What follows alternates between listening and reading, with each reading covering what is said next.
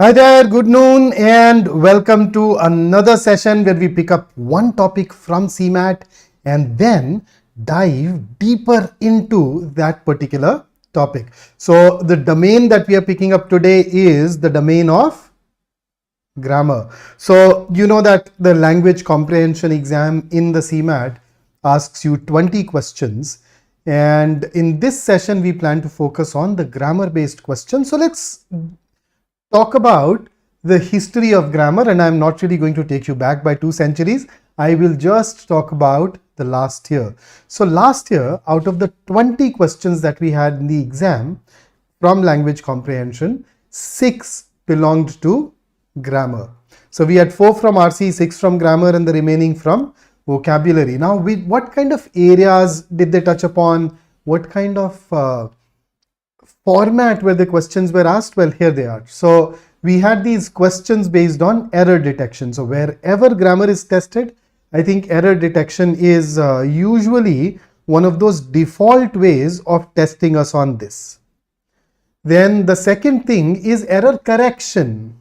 So they pick up a sentence, underline a part of it, and then they ask us to fix it. Additionally, you had fill in the blank questions that were primarily meant to test your understanding of the prepositions that get involved in the sentences. And prepositions is another one of those areas that we know is a fairly high frequency area for these exams. We have in fact also gone ahead and we've gone on to talk about this. Besides, you had some regular fill in the blank questions that were based on grammar, where you had to put in some verb, etc. and all. And then there was a question where they asked us to change the narration, direct speech to indirect speech and vice versa. Similarly, a year prior to that, they asked us to change the voice. So that's the basic territory that we can expect. And this particular session will focus on these different varieties so that when you see the exam, you are absolutely comfortable. So I welcome you to BYJU'S Exam Prep. This channel is dedicated to your success as a B School aspirant. If you are new here, don't forget to subscribe.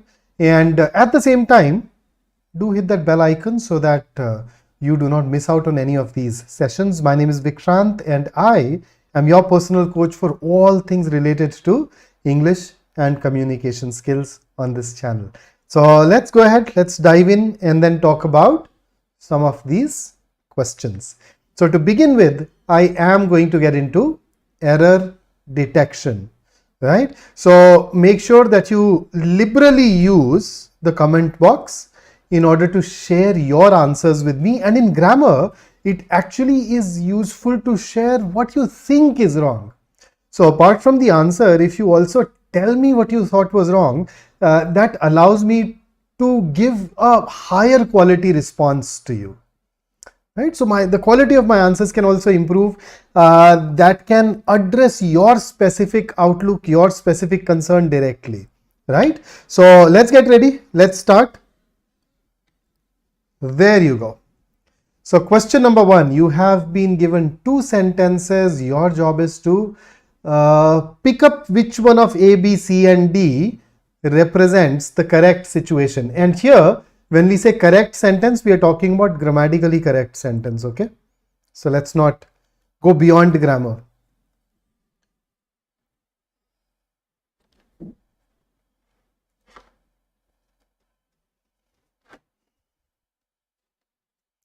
Okay, so Nidhi has set the ball rolling. Nancy too, yes. Oh, fantastic. So you guys are absolutely spot on. The correct answer is indeed option A, nothing else, but we don't use then here, and thus A is your right answer. So no doubt about it. So Jonty, B, second, it is nothing else, then pride is the wrong structure. Nothing else. So, but in this sentence is basically used in the sense of except. So that's what we basically use. Okay.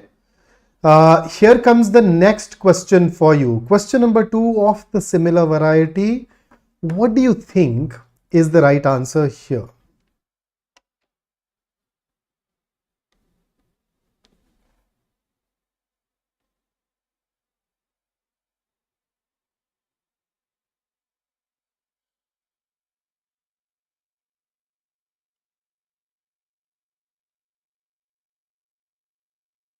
Okay, that's quick.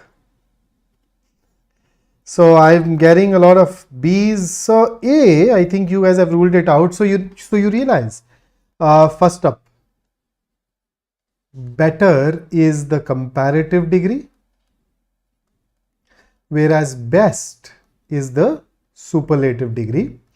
Now, comparative degree is used when we compare two entities, two things. Superlative degree is used when we compare more than two entities or more than two things. So, considering that we have only two individuals being compared, best is definitely wrong. So, we prefer using better. But, there is a problem here, and the problem is, do we use the before better? Do we use the before better? Yes, there is a particular structure where we do use the before better, but then the structure is supposed to have of the two after the adjective. So I like Mumbai, I like Delhi, but I think Delhi is the better city of the two. So you realize in this structure where we show our preference for one over other using of the two, that's a structure where we do use the before better. Otherwise, normally, we as a rule, we don't really put the here. It should have been a. So Rima is a better human being than her sister. So the use of the was incorrect, and therefore I would actually go with D. Neither is correct. So maybe some of us forgot to look at the. So stay on your guards, okay? It at times can have layers, multiple concepts that get involved. Next one. Question number 3, select the incorrect part of the sentence. So you have a sentence divided into 4 parts. One of these 4 parts has an error. Your job is to figure out that part and mark that as your answer.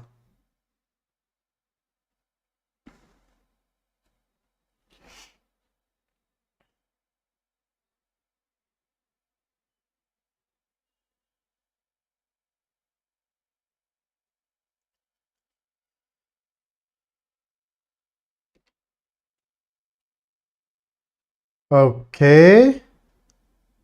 So Nidhi has shared her answer. Mayank too seems to have copied Nidhi's answer, but no, not copied. There are extra spaces there.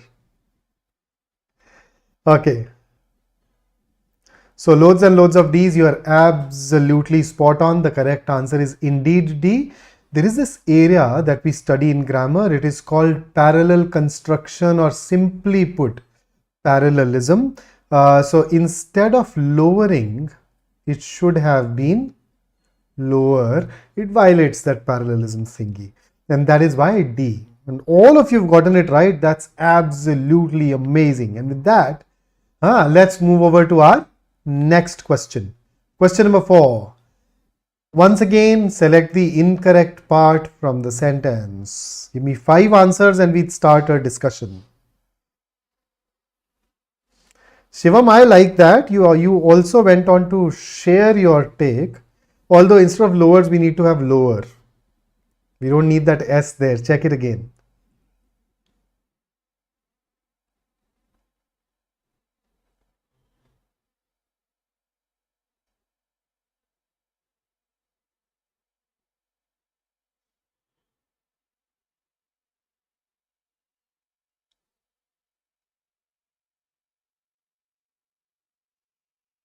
Okay, so Mayank has again set the ball rolling by sharing his take, his answer. What about the rest? Mayank, that was super fast. Huh? I'm impressed. Nancy, Asmita, Dhirendra, fantastic guys. Absolutely amazing. The correct answer is indeed D. And the reason is, unless is already a negative word. Okay, unless is created by combining if and not together. So because we've used unless, we are not supposed to use a not here. This not is incorrect. So it should be unless the atrocities stop. So there are two conjunctions where people at times make this mistake. One of them is unless and the other one is lest. So both of these are negative and the clause that they had it is not supposed to have a not in there. So D it is. No, Piyush, the conjunction is all right. You don't need to change unless into until. Although until would also be right here. But unless is not wrong. The problem is with not. Okay. And here is the next question for you.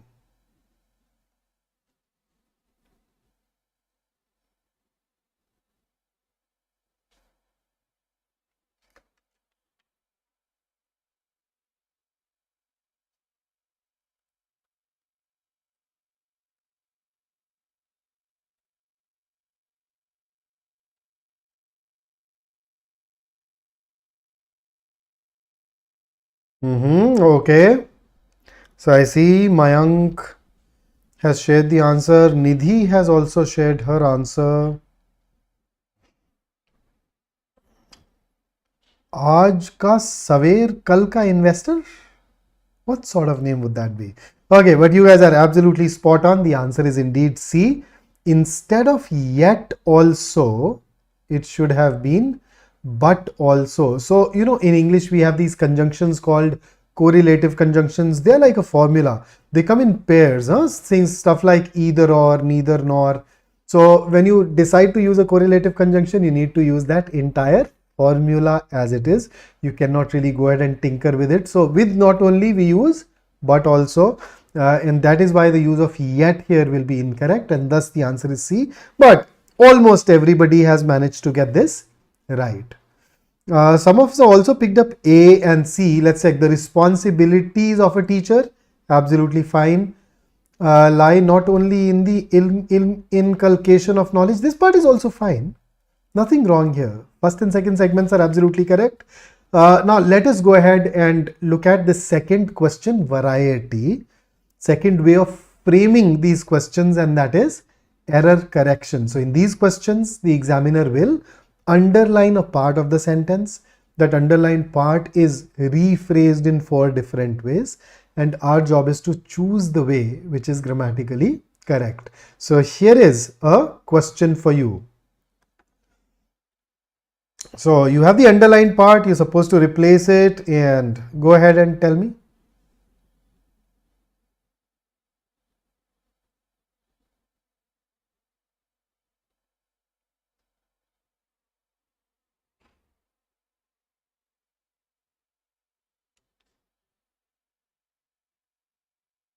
So what's your take now? Okay. Man, plenty of answers. Absolutely correct. To marry. We know infinitive, right? To plus verbs first form. Okay, let me twist it a little. If I change this force into stop, then what should I put in the underlined part? Mind you, there is no right option otherwise, so create your own option. If I change the force, if I replace force with stop, what should the correct option be now? Come on, share it in the comment box. Quick, share it in the chat box down below. आप उसे मुझसे शादी करने से रोक नहीं सकते. You cannot stop her.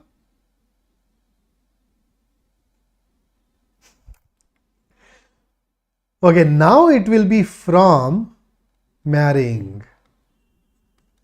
Absolutely, guys. Absolutely. You guys are super, huh? Fantastic. Okay, question number 7 on your screen. Tell me your take.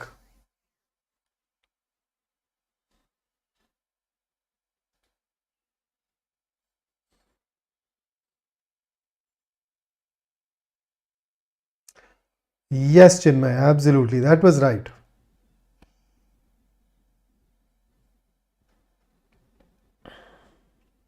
So, question number 7, guys. Question number 7. What's your answer for this? I mean, some of you guys are so fast that I am actually surprised.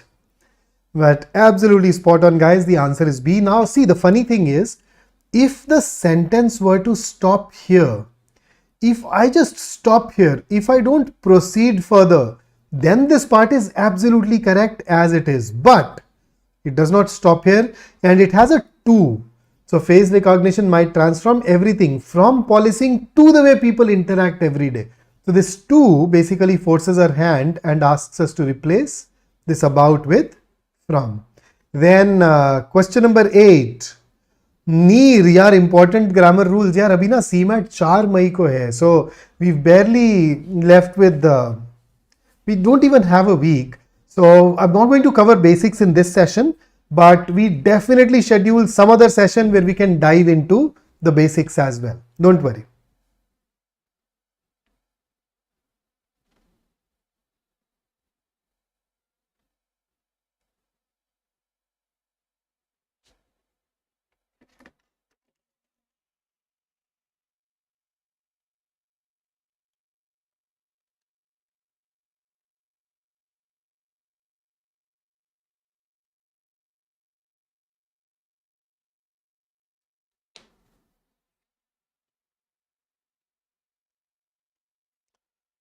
Okay, this is a longer question, so it's hopefully taking you guys a little longer too, but then Ashmita has again replied very fast.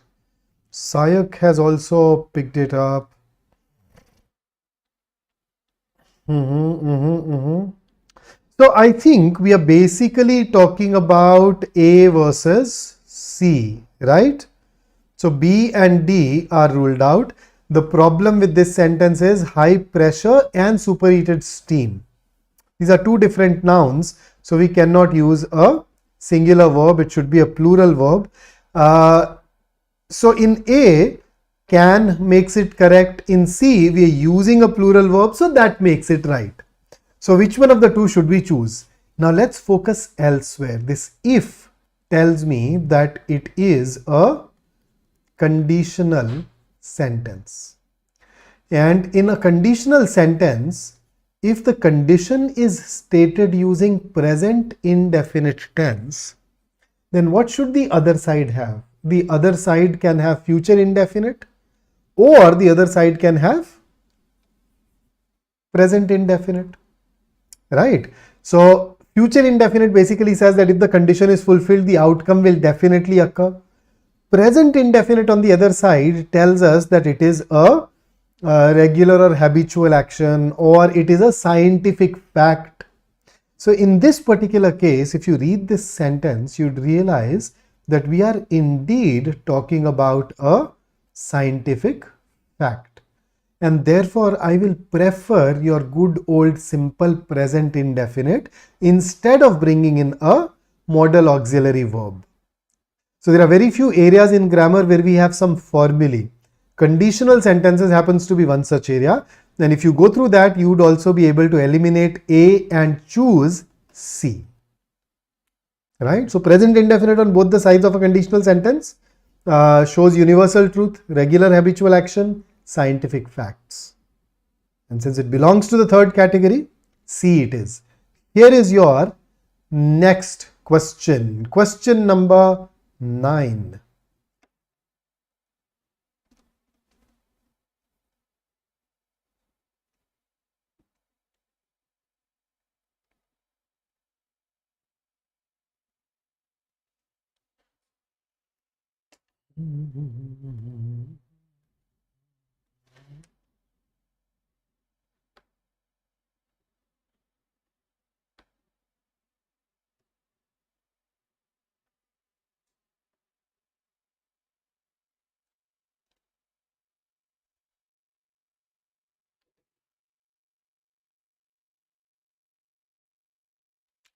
Okay, so let us see what you share.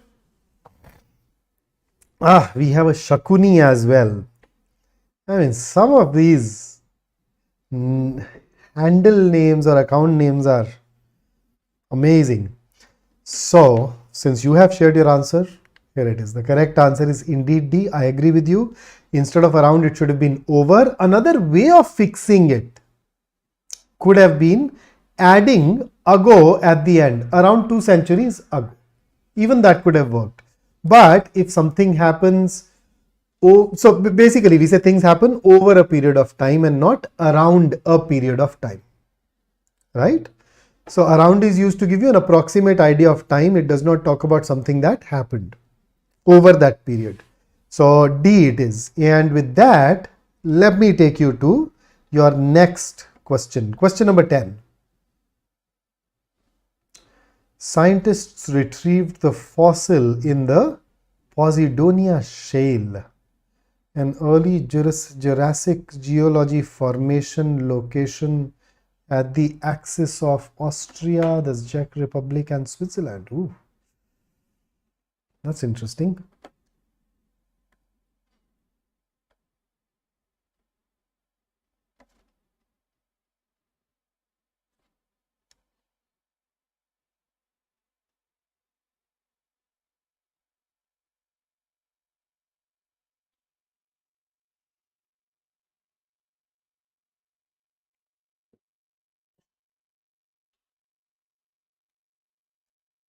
Okay, so I see some answers already. Nana Sayak, they were not the same. A happened to have can. A had can make.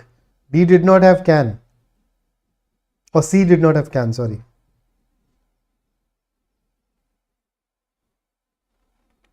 Okay, Kaustubh has also shared this. I just saw this now.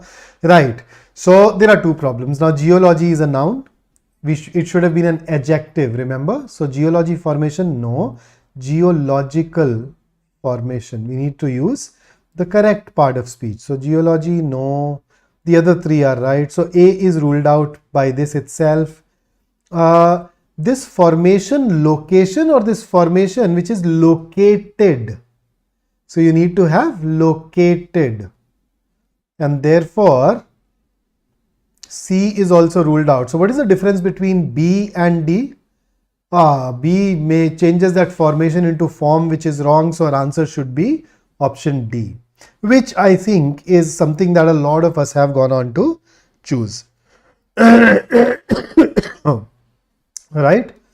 So with that, let's dive into the next segment where I test your understanding of grammar using fill in the blanks.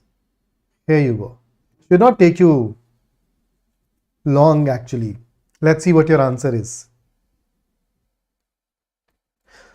Sayak, I think I missed out on, actually you and I are on a 15 second, 20 second lag. It's live, but then there is usually around 20 seconds of lag. So the answers or your responses at times do not come in real time to me. So I miss out on figuring out the context. My bad. We'd look into it. Okay, so loads and loads of B. Anybody for C? Nobody? So B it is. Since is the correct answer, normally some people also end up using for, but then since nobody has done that, we can move over to the next question safely. Question number 12. Which preposition goes with invested?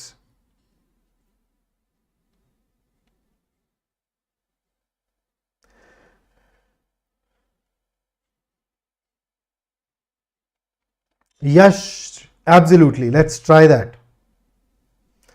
Oh, Yash, I know, you're absolutely right. Yeah. But then, when we work in a group, it is important for us to take everyone along.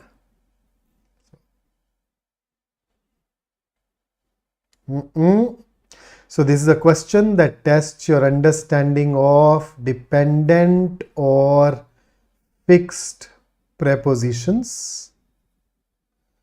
The correct answer here is B. With invested, you are supposed to use with.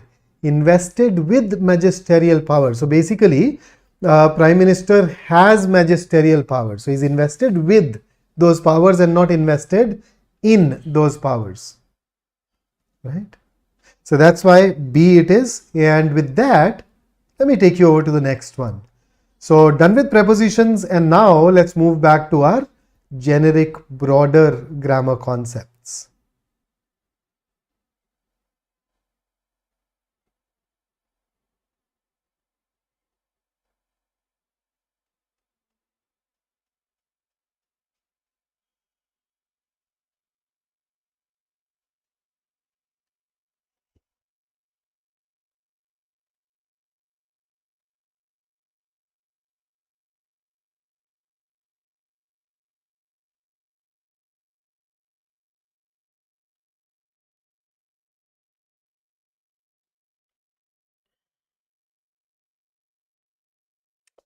Absolutely correct, guys. The answer is indeed option C.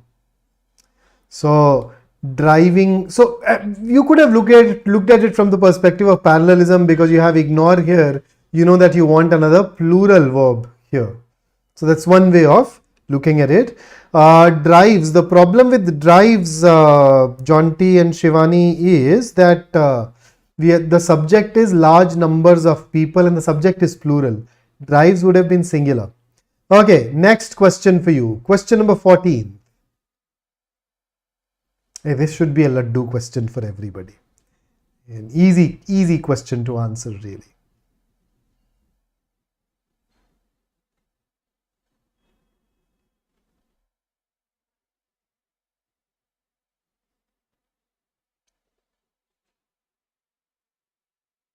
Okay.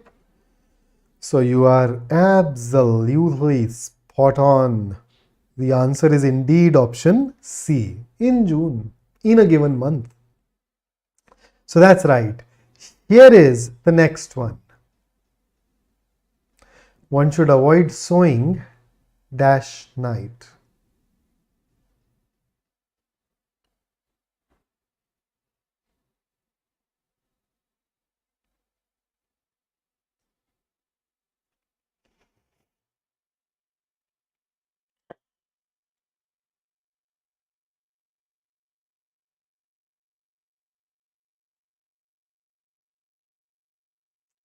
Yes, C.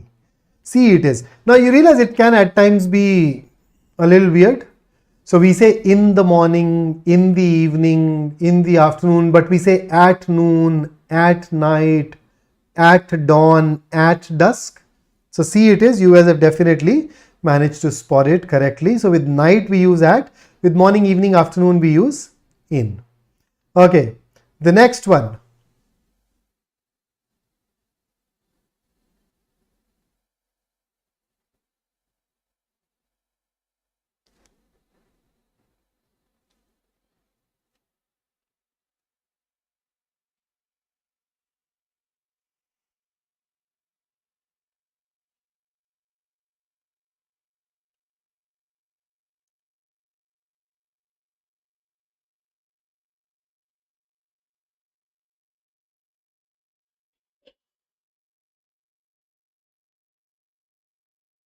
Yes, there is no word required here.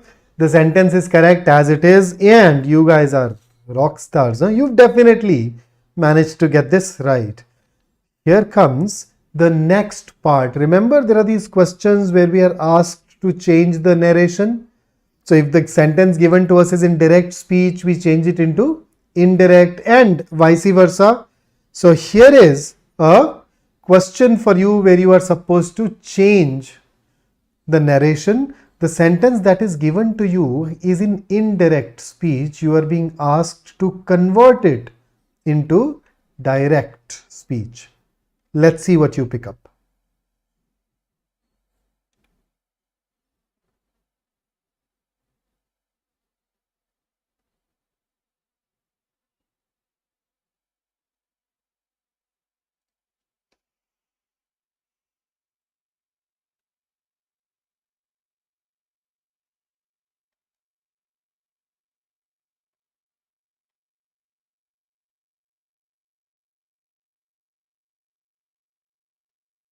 Actually, this should have been was.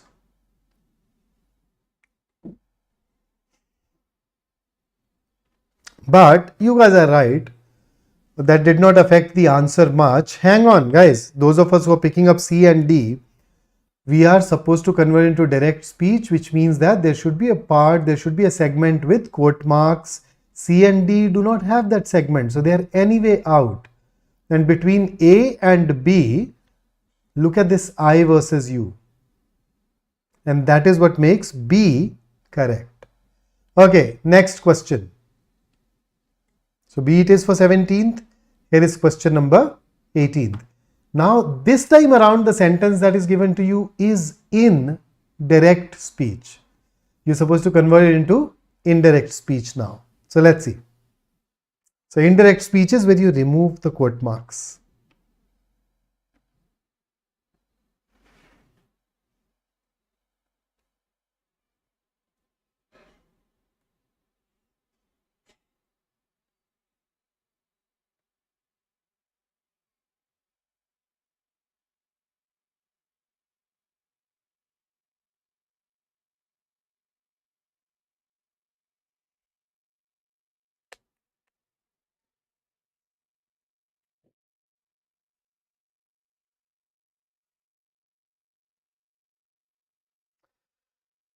Okay.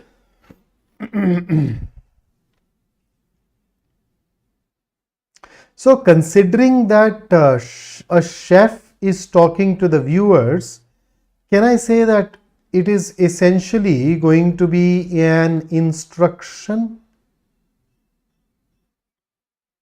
right? So if since it is an instruction, we should not use requested. Now compare the others. The chef asked the viewer, the chef told the viewers, the chef said the viewers. No. Number one, we don't say said the viewers, we say said to. And number two, in indirect speech, said to is changed into told. So even D is incorrect. So that leaves you with A and B. A says the chef asked the viewers to add the tomatoes to a pan. That's correct. In B, the chef told the viewers that add the tomatoes to a pan. No, when it comes to imperative sentences, we basically use to plus verb's first form. We do not use a conjunction. That is used as a conjunction when your sentence happens to be an affirmative or a negative sentence. And that is why we can rule out B, and A is going to be our right answer here. So the chef asked the viewers to add the tomatoes to a pan. For example, if I say, open the door, I said to you. So I instructed you to open the door. That's how we convert it, right? So A it is, B uses that, which is not a conjunction that we use for imperative sentences. Okay, 19. Mr. Matsumoto says to Mr. Kabir.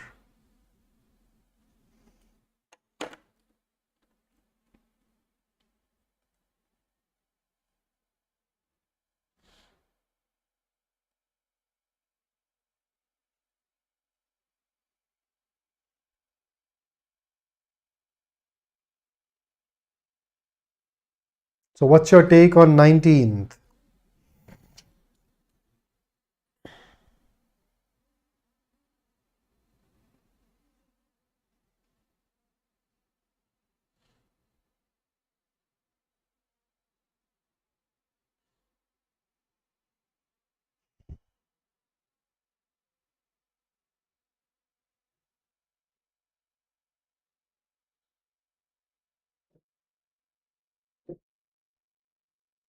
Oh yes, Piyush, that's actually pretty straightforward.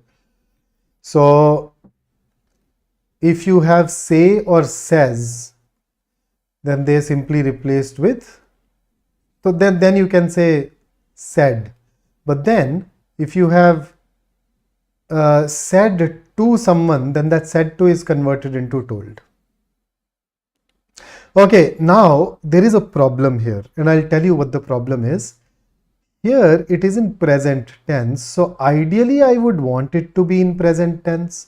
And when it is in present tense, the part within the quote marks does not change its tense. So even this should have been in present indefinite. It should have been written as it is. So ideally it should be Mr. Matsumoto tells Mr. Kabir that the device is currently available only in Japan. But then the problem here is that instead of is, they're using will be, which is wrong. So the verb part is right, but the tense of the quoted part is wrong. Now in the other three, the verb is not right. It is in past tense. We are not supposed to change that tense, but then let's check. And there are times when we need to pick up the best answer choice or the option with the least amount of mistake. So in the indirect speech, said to is converted into told. So this is definitely worse off than B and C. So let's remove it. Let's put it out of running. So B says Mr. Matsumoto told Mr. Kabir that the device was currently available versus was then available. Which one is right? Currently should be changed into then. So C is better than B, even B is ruled out. So when I compare A and C, A makes a mistake in the core part, that is the quoted part, which is the heart of a direct speech. Whereas C makes a mistake in the reporting verb part. So both the sentences A and C are actually grammatically incorrect, but because I have to choose one, I will go with the one which has a smaller mistake. I will go with C because it keeps the heart intact. It at least says the heart in the right tense, and the reporting verb is wrong. So that's a comparatively minor mistake, a mistake nonetheless. So ideally I want tells, and this will be to be replaced with is. But otherwise, in the absence of that, the best answer choice of the given lot is option C. So there are times when the examiners make a mistake in the question, and even in that situation, we can always think of the best answer choice and narrow it down to something. Okay. The next one.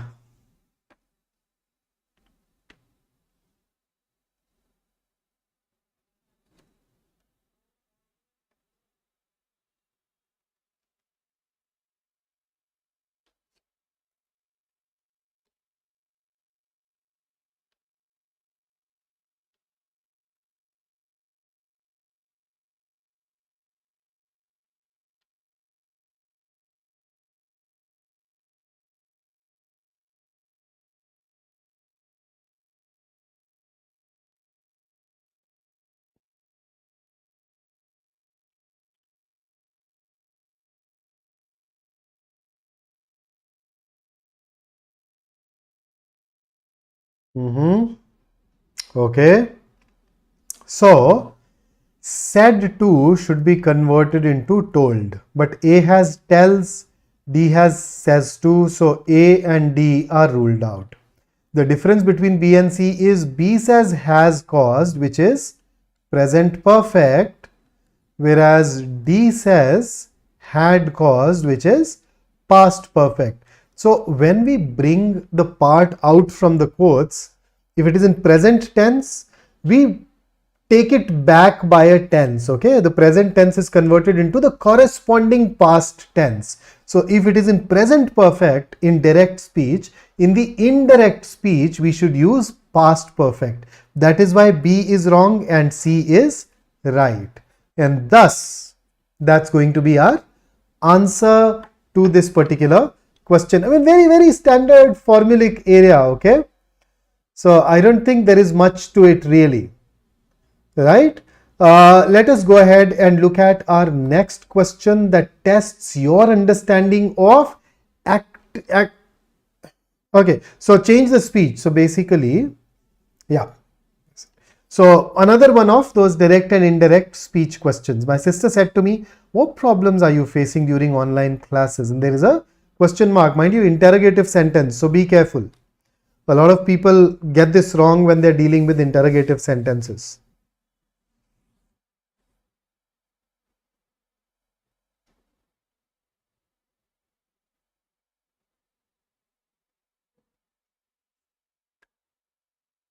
If you use elimination, this should be easy.